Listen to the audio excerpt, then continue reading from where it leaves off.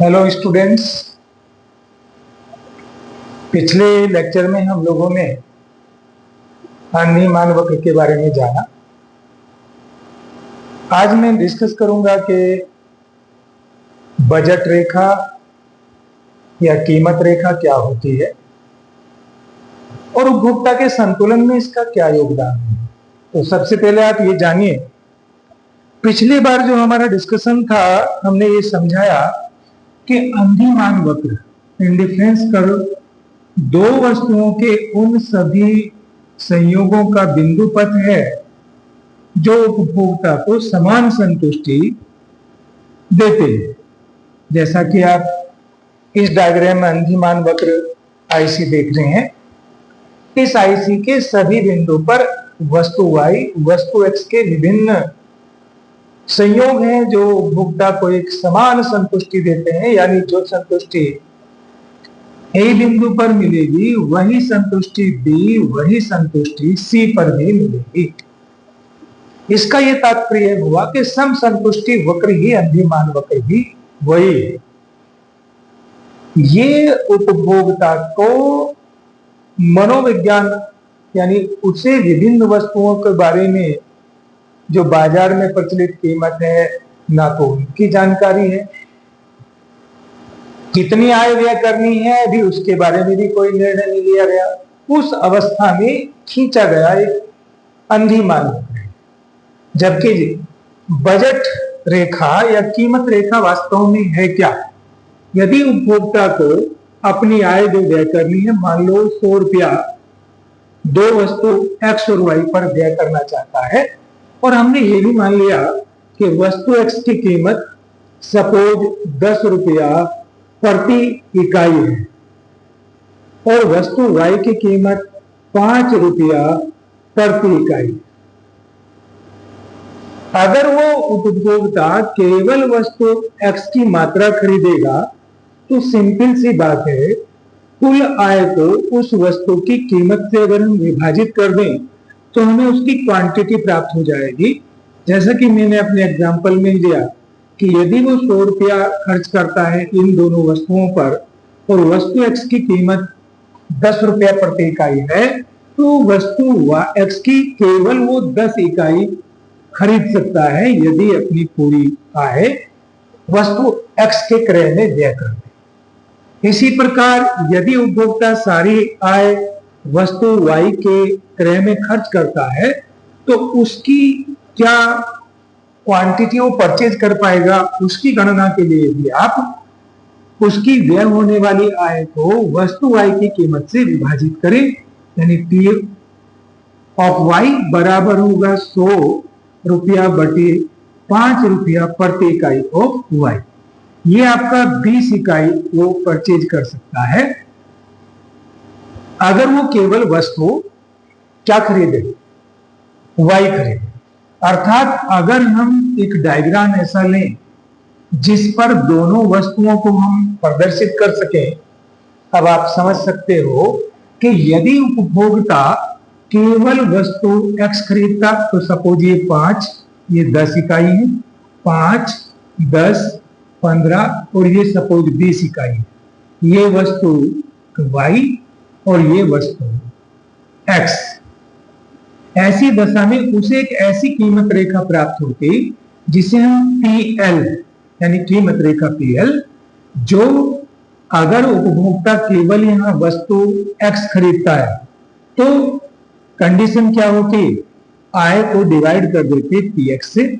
यहां quantity of y 0 हो जाएगी। अगर आप इस रेखा पे देखें, इस रेखा पे देखेंगे तो क्वांटिटी ऑफ y खरीद रहा है जो इनकम बटे प्राइस ऑफ x होगा।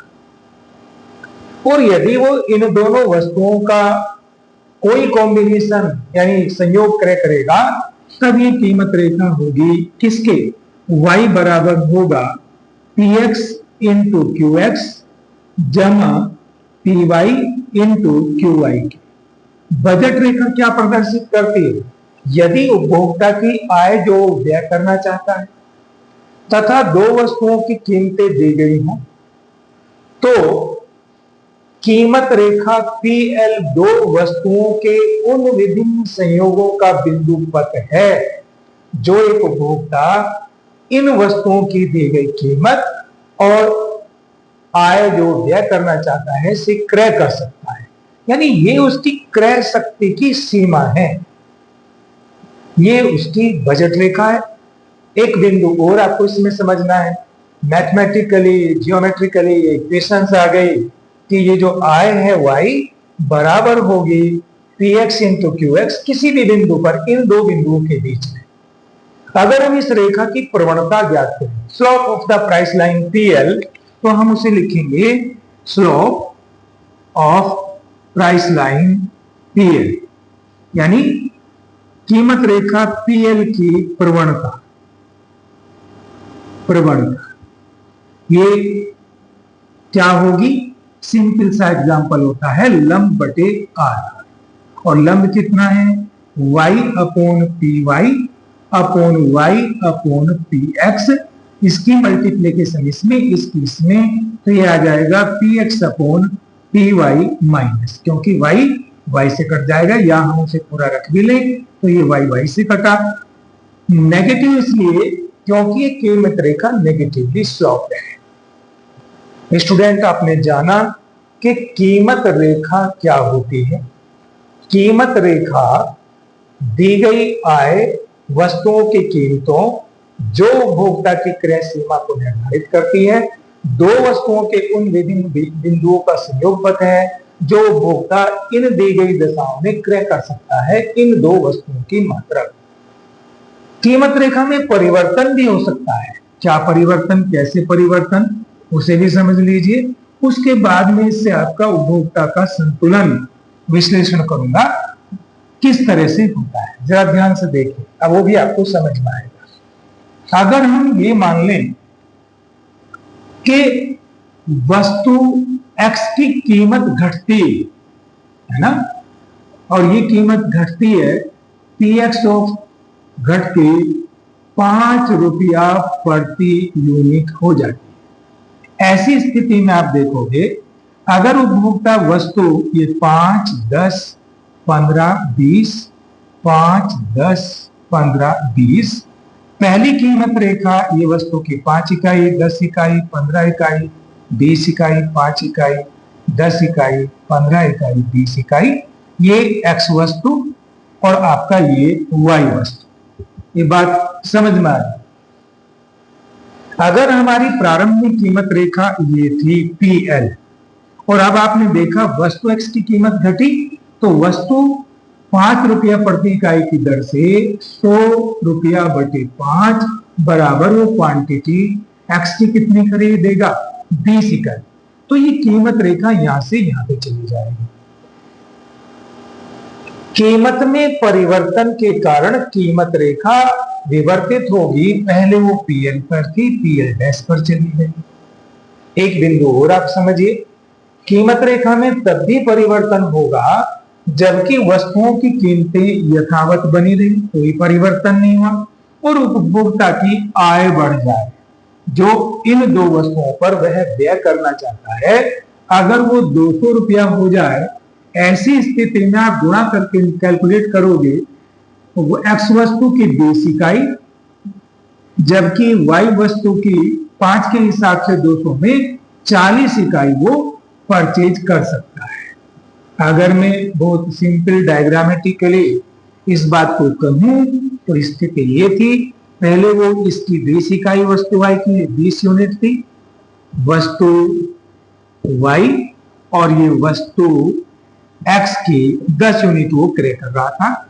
अब इसकी 40 और इसकी 20, ये 20 यूनिट और सपोज ये 40 यूनिट परचेज करेगा, जैसा कि आपने एग्जांपल में देखा। अर्थात कीमत रेखा PL P dash L dash पर विवर्तित हो जाएगी। ये आपने आज समझा कि कीमत रेखा में परिवर्तन के कारण किस तरह से परिवर्तन होता है, कीमत रेखा क्या होती है। स्टूडेंट, आज इतना ही। इसका अगला विश्लेषण अगले वीडियो में आप देखिएगा। आपको ये चीजें समझ में आ रही हैं तो उसे लाइक भी करिए, सब्सक्राइब भी करिए, और आपको ऑनलाइन क्लासेस चाहिए तो उसके लिए हमारे इस नंबर पे कांटेक्ट भी आप कर सकते हैं। उसके अकॉर्डिंग हम आपको प्लान समझाएंगे कि किस तरह से हम एक सिस्टमेटिक पूरा क्लास इस पर कर सकते हैं इन फ्यूचर। Thank you.